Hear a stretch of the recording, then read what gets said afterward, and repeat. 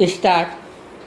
सर्वप्रथम हम उस विनिश्चय के प्रति निर्देश करेंगे जिसमें विद्वान न्यायाधीशों के अनुसार यह प्रतिपादना की गई है कि दावेदार तोषण पर ब्याज का हकदार है।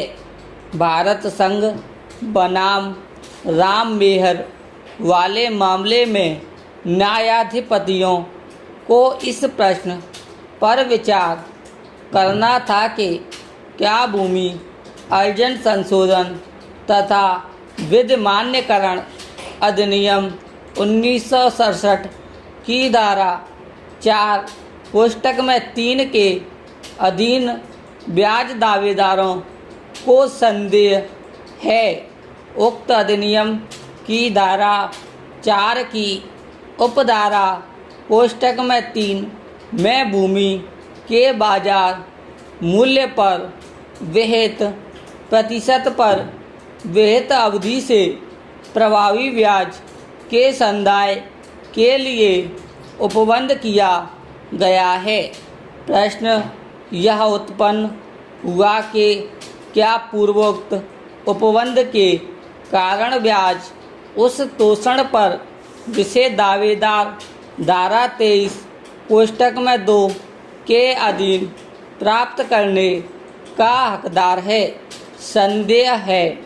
उच्चतम न्यायालय ने यह अभिनिर्धारित करते हुए कि बाजार मूल्य अभिव्यक्ति की परिधि के अंतर्गत अतिरिक्त रकम या तोषण जो कि अधिनियम की धारा 23 की उपधारा कोष्टक में 2 के अधीन संदेह है नहीं आते हैं।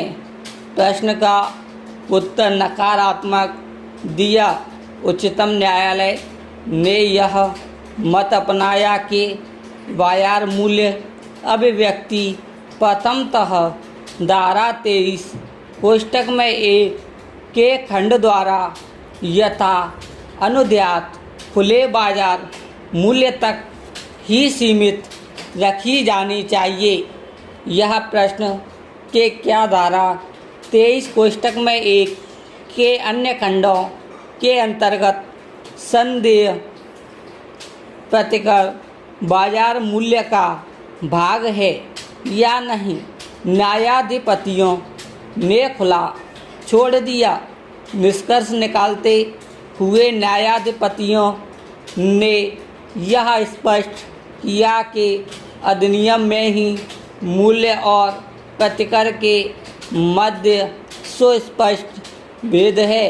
प्रतिकर शब्द का प्रयोग व्यापक अर्थ में किया जाता है और बाजार मूल्य इसका संघटक भाग है।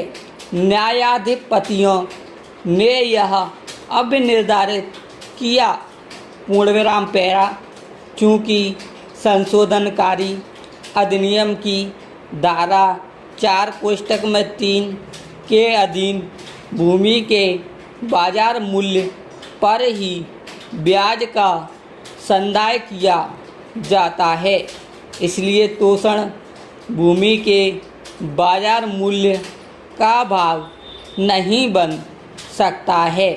पूर्णविराम पैरा हमें ऐसा प्रतीत होता है कि बाजार मूल्य शब्द ने न्याय विनिश्चयों द्वारा निश्चित स्वगुणार्थ प्राप्त कर लिया है।